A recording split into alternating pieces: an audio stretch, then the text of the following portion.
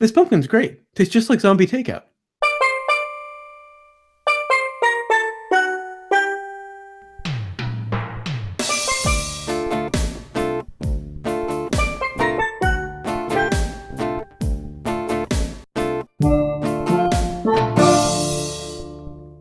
Hello and welcome to Zombie Takeout, the B movie and cult movie show. I'm John.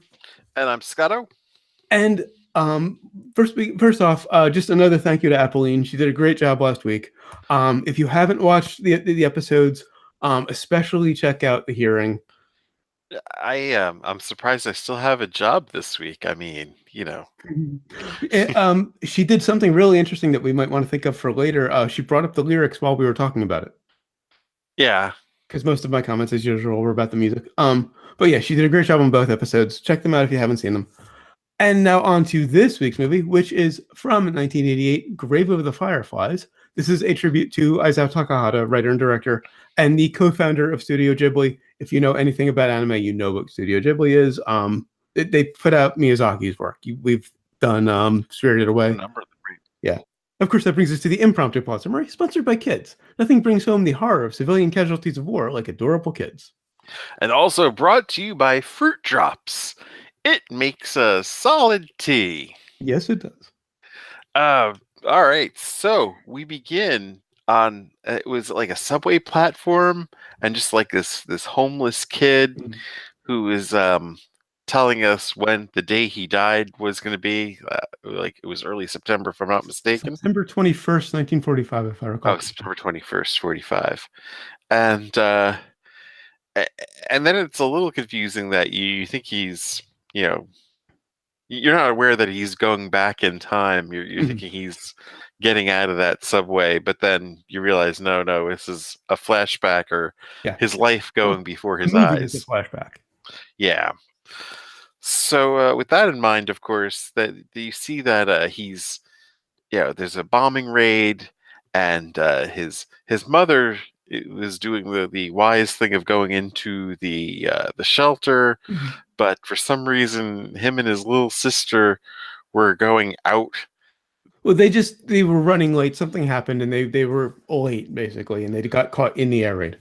Well, they stayed behind to get more stuff, to save more things. Yeah. Which is like, what good are these things if you are dead? Yeah. Of course, it turns out they were fortunate for not being in the shelter, because the shelter got hammered. And most of the people in it, it seems like, if they were not dead, they wished they were. Yeah. So their mother, of course, just burned beyond recognition. Like they don't get to say goodbye to her, because she's in a coma pretty much, and then dead after that, not long. So they're orphans. They go to, I think it was an aunt. Yeah, they're an aunt on their father's side. Yeah, so their father is off fighting. He's in the Navy. In the Navy, fighting the war himself. And they're at the aunt's house. But and at first it seems like, she's going to help them. But after a while, she just wants them gone, pretty much. Or just wants to make them feel like shit for some reason. A bit sudden, but she's kind of tired of Seda, the older of the two. The kids are 14 and 4, by the way. And she's tired of Seda not doing anything to contribute to the war effort or the household. Yeah, the war effort is a big deal to her, and these kids should be to work and helping the war effort. And she gets tired of seeing them, what she sees as loafing around, I guess. Basically just being kids. Yeah. And so they up and leave and find a little shelter of their own. Well, she tells him, you could go live in a bomb shelter. So yeah. They do. So, right, this is how they of course become homeless. The concept of rationing just isn't quite there. That once you have a finite amount of things, and of course it's really hard for a kid to understand that there's an end, right. And you need more for later. That's something you really have to keep in mind in the film, because Seda seems a lot older than he is for a lot of it because he has a lot of responsibility. But he is still, at the end of the day, a 14-year-old. I thought he was even younger than 14, honestly. I-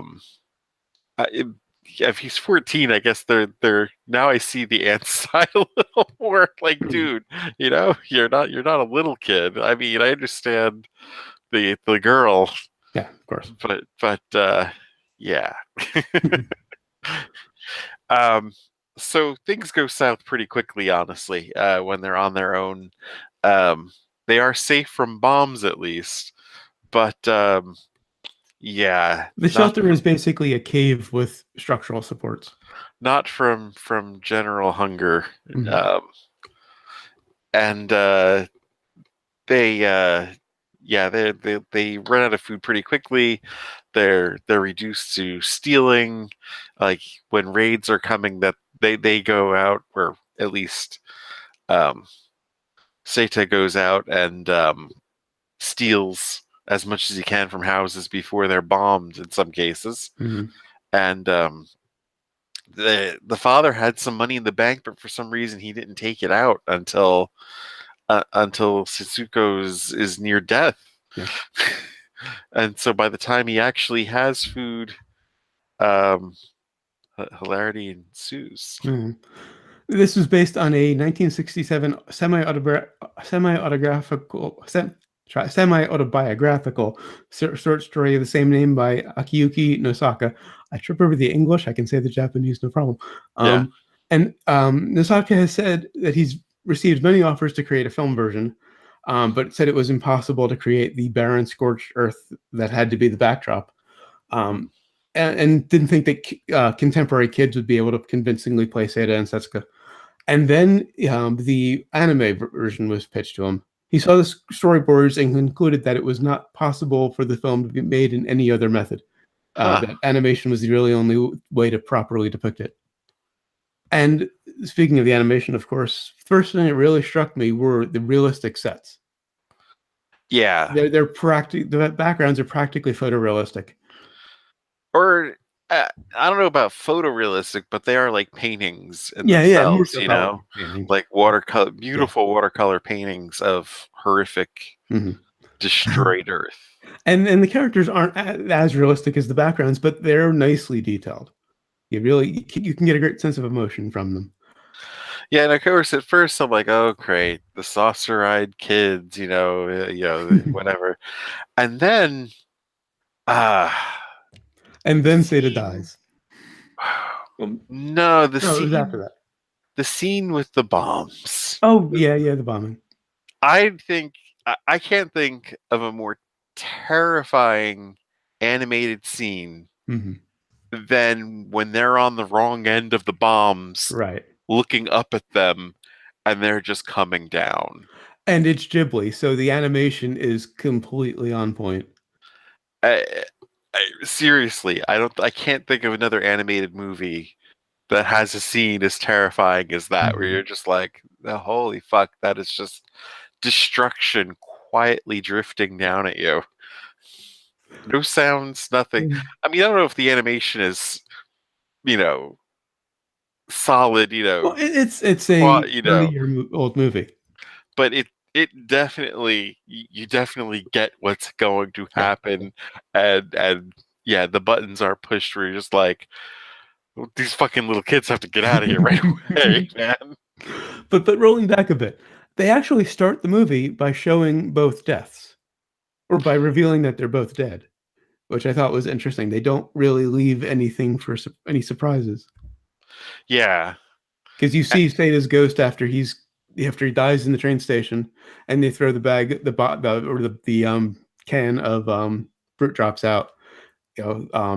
Setsuka's ashes spill out of it, and you see her approach, and then he's in this uniform that he wears for most of the movie, and they're both ghosts.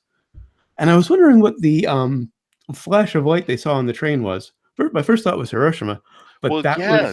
that was before he died. That was about a month before he died. Well, that's what I kept expecting. Like when they were like, it's July, and I was like, holy fuck, they're Yeah. like 1 month away. I thought it was like this ticking clock that Hiroshima was just, Mhm. coming for them.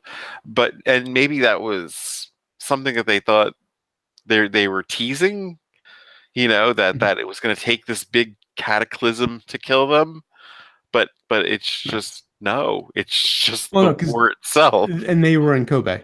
They were Yeah. in Hiroshima or Nagasaki. Well, yeah, Um, I wasn't exactly sure the geography as mhm. to how close they were. Yeah, I only know that because it's on Wikipedia. So yeah, it was kind of like a ticking clock to me of expecting that the big one's going to drop, but in reality, it isn't the big one that's needed. Um, All the little ones are just as bad. mhm.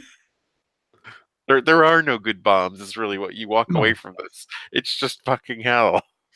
Well, it's interesting that you say that because a lot of people think it's an anti-war film, but Takahata has vehemently denied that. He said it was intended to convey an image of the brother and sister living a failed life to the isolation from society and invoke sympathy, particularly in teens and 20 somethings. But he said it's not an anti-war film, even though it very easily could be. But they wouldn't be in this situation if it wasn't fucking Yeah, war. yeah, The war took both of their parents yeah, away. It bombed their home for fuck's sake. They're homeless because their home was yeah. bombed for the war. Right, right. But no, not an anti-war film.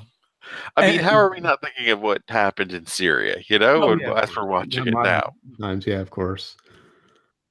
And the cleanup scene after the bombing was really unsettling because everybody was very matter of fact about it. Oh yeah, It wasn't a big deal. there's so many bodies too, just like you like not even acknowledged, Hmm. just in the background, kind of, or just lying down in the street, or And then we see the mother bandaged up, which was just really disturbing. She's yeah. completely burned.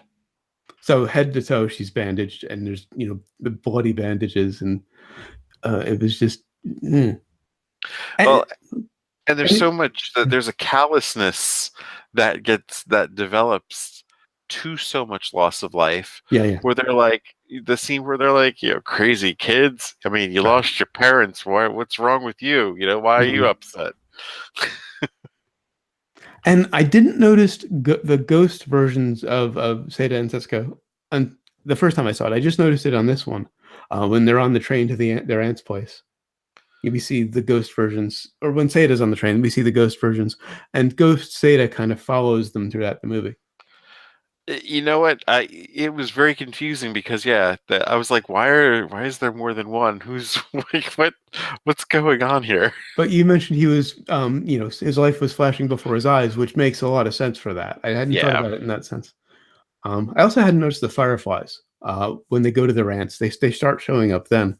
yeah, And the Fireflies are really an I guess an analogy, I guess, for the fragility of life, yeah. which is the whole point of the movie. Hmm. And it wastes no time. The mother's dead in the first half hour. Oh yeah, the father who knows. I mean, Well, he was on a ship called the Maya, and they say that in the movie. And yeah, historically, there was a real ship, and it was torpedoed in October of '44, yeah. and there were no survivors. So he was probably dead. Wow. Yeah, and a Japanese audience would know that Yeah, much yeah. better. Hmm. And the interesting thing about the movie, among many things, is it balances sort of the mundane and the horrific very nicely. Like they have a day at the beach, which is very serene and calm. At one point, when she finds out about her mother, Setsuko's crying, and Seda is like on these monkey bars spinning around trying to cheer her up. Yeah. It just balances this day to day life, which is seems pretty normal, with the horrors of war. Well, kids are going to try to be kids, Yeah, but and, and we see that in any of these horrific situations that have come up since. yeah. But it doesn't really it doesn't focus exclusively on the horror or on the normality. It And that's what the tries it all in. struggle is here. Seta, he's trying to give his sister a normal life in the middle of the world crumbling Yeah, around them. I do have one little criticism. their aunt's turn when she decides she's going to throw them out or start, harping on Seda. It seemed a bit sudden. There was really no ramp up to it. Right. Like she went from it, in fact, I kind of wonder if she was just like nice to them just to get, some of their things Maybe. to sell. Right. Because she got quite a bit of rice from selling the kimonos. Yeah, because the turn came right after they sold this. Then all of a sudden it's okay. Now what are you gonna do? Yeah. Now what are you gonna do for us? Mm-hmm. And she got really cruel about it, which is why she says you can go live in an air raid shelter. And as a 14 and 4-year-old, if you think back to that age, that actually sounds kind of fun. But of course, they don't think about the realities of it. Yeah. And there was a bit of I was a bit confused when they first went to the shelter because Sada's carrying her on her back. On his back after she was crying. Setsuko was crying and basically woke up their aunt. And so he takes her outside and he's got her on his back. And I liked the tie he used to keep her on his back. I'd never seen anything like that. But he's in his pajamas and he takes her to the shelter. And the next thing we know, he's taking her to the shelter again in his uniform. There was a weird little time jump that seemed a little. Yeah. It's also really unsettling to see them so happy about it, knowing what was going to happen. Because they're saying this is going to be the kitchen and this is going to be the front door, and Oh yeah, like they're just the little girl's ready to play house. Yeah, they're being kids. Gotta say, I was a little creeped out by the bugs. I mean, it's great because they bring these fireflies in with them behind the mosquito nets to be their light source in the cave, in the shelter. And I don't like anything with more than 4 legs. So, did you ever catch fireflies as a kid? No. I've only seen them on a few occasions. I mean, yeah, that was the thing to do from what I remember. I mean, had then you realize they just all die really quickly. It's kind of like a maybe maybe this isn't such a cool thing to do. Convenient that you mentioned that, because there's a great scene where Setsuka is pouring these dead fireflies into a grave that she dug after being inspired by the grave that was dug for all of the people who died in the air raid. And they cut back and forth between the fireflies and the bodies, including her mother's. Yeah. It was just, like most of the movie, just really unsettling. And especially unsettling seeing their health decline. The sores on their back. Right. It's just kind of like, once you see like little sore on the girl's back, you're just like, dude, just get the fuck out of there. Go, back to your aunt, whatever, just. And one of the side characters tells him that after she was trying to bargain with them for some food. A farmer tells him that after he's trying to bargain with them. Just follow your pride and go back. Yeah. This is about survival. Mm-hmm. Exactly. And they didn't seem to have a survival instinct. Is what the problem was in the end. Yeah, ultimately, it was the war, but it was also Sada's pride. It was also a big part of what got to them, or got them in that situation. Also hated seeing her, Setsuko, mistake rocks for candy. Oh God, and then that scene. Well, because then you wondered how much did she swallow? Yeah, exactly. She had these buttons in her mouth that she thought were the fruit drops, and then she's thinking these rocks are rice balls. And like, what happened to the gem that was their mother's ring? Oh yeah, the ring. Who knows? That never gets brought up again. She puts it. He tells her not to lose it later, once they're in the cave or in the shelter. I'm going to keep calling it a cave. Yeah. And she puts it in her old purse. And we never see it again. Right, it disappears. It's kind of. It was weird. It was like this MacGuffin that was brought up. Yeah, and just disappears. And then just disappears. Yeah. And the first time I saw this back in the fall of 2013, when I was doing Channel Anime, and someone recommended it, I cried 3 times during the movie. This time, I figured, I know what's going to happen. It won't affect me as much. and overall didn't, except I cried in the exact same three spots. You should have told me I should have had some booze while I watching. probably should have warned you a bit. Yeah, I could have What swore I mentioned that this was horribly sad when I first put it on the list, but that was months ago. That was probably last year when we had that all worked out. this was not a movie to have watched sober. Just like what? Yeah, it was the montage, and I know me with montages, but the montage after Setsuka's death, and I'm not holding anything back because you can't be prepared for this movie. Well, they give you the ending at Yeah, the they do beginning, tell you you know. that. Right. The montage after her death, and then at the end, for some reason, seeing them looking over modern day Japan, modern Kobe, that got to me. And then I went back and watched the beginning in context. The beginning didn't get me when I saw it going in. When I went back and watched it after the movie, killed me. And I think I needed to see her death, shortly after. I needed that fresh on my mind to really be affected by that. Yeah, I think yeah, seeing it again would definitely help put it in context because the end, the beginning is just so You don't know what's confusing. happening, yeah. Yeah, And you don't even know who Seda is. You don't know why this guy is saying, I died on September 25th, 1945, and then you see his death in this railway station. There's no context for anything.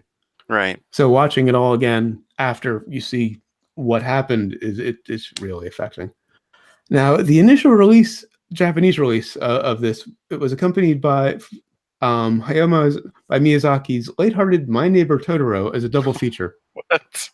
Totoro is a notoriously cute film. It's probably Ghibli's most famous. It's actually at the beginning of the movie, the Ghibli logo is Totoro. Yeah. So it's a notoriously cute, upbeat kids film paired with Grave of the Fireflies. The idea was that the two films were marketed toward children and their parents. Totoro for the kids, Grave for the parents. Um, it didn't work out. Of course, people were put off by Grave after being so happy after Totoro. Yes. Yeah.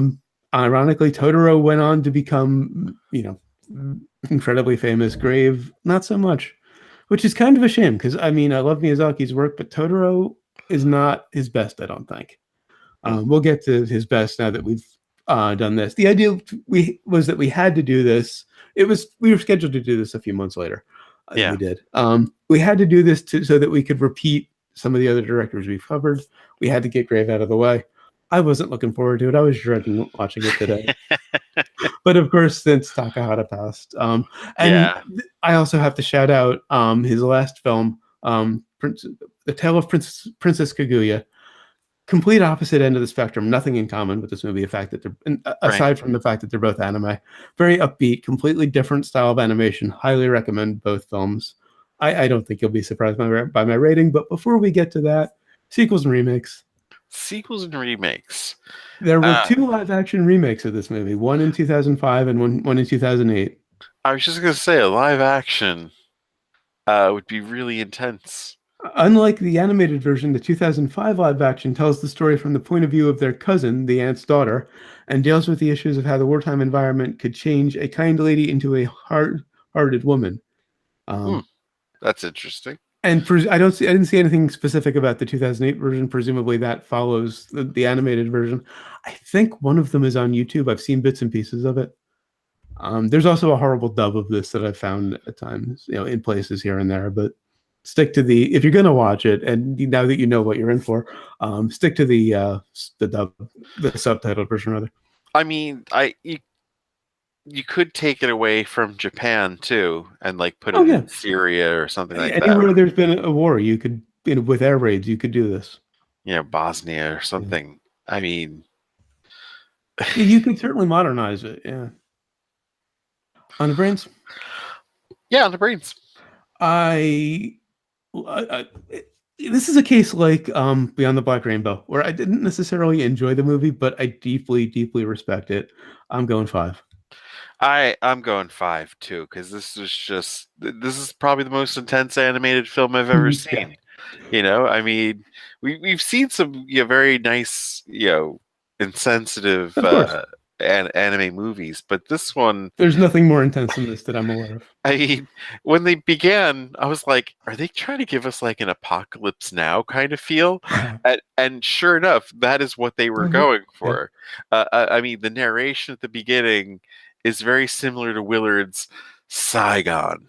Yeah, true. Shit, I'm still here in Saigon. And then even like they did the same thing with like the sweat or coming down his face and coming off his nose, so yeah, it's a very interesting thing to mix Apocalypse Now and make an animated version of it with kids.